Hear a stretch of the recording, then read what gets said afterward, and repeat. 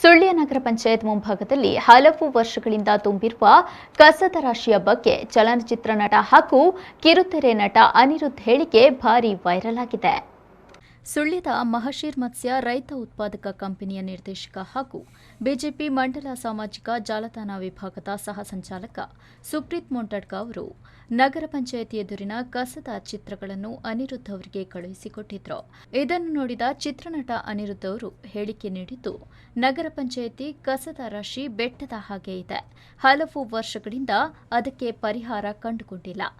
ಸಂಬಂಧಪಟ್ಟವರು ಕೂಡಲೇ ಗಮನ ಹರಿಸಿ ಇದನ್ನು ತೆರವು ಮಾಡಲು ಕೂಡಲೇ ಕ್ರಮ ಕೈಗೊಳ್ಳಿ ಎಂದು ಕಳಕಳಿಯಿಂದ ವಿನಂತಿಸುತ್ತೇನೆ ಎಂದು ಹೇಳಿಕೆ ನೀಡಿದ್ದಾರೆ. ನಮಸ್ಕಾರ ಎಲ್ರಿಗೂ.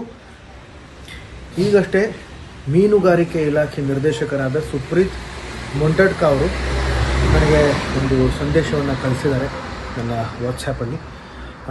ಏನು ಅಂತಂದರೆ, ಸುಳ್ಯ ನಗರದ ಕೆಲವು ಛಾಯಾಚಿತ್ರಗಳನ್ನು ಕಳಿಸಿದ್ದಾರೆ.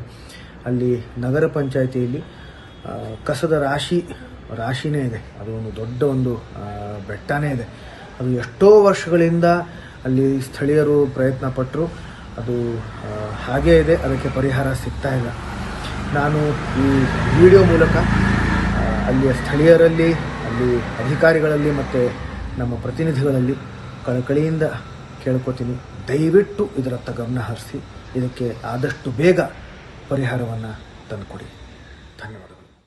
ಅನಿರುದ್ಧ್ ಹೇಳಿಕೆಯ ವಿಡಿಯೋ ಸಾಮಾಜಿಕ ಜಾಲತಾಣದಲ್ಲಿ ಭಾರೀ ವೈರಲ್ ಆಗುತ್ತಿದೆ. ಅನಿರುದ್ಧ್ ವಿಡಿಯೋ ವೈರಲ್ ಆಗುತ್ತಿದ್ದಂತೆ ಆ ವಿಡಿಯೋವನ್ನು ಬಿಜೆಪಿ ಮಾಧ್ಯಮ ವಾಟ್ಸ್ಆಪ್ ಗ್ರೂಪ್ನಲ್ಲಿ ಸುಪ್ರೀತ್ ಹಂಚಿಕೊಂಡ್ರು.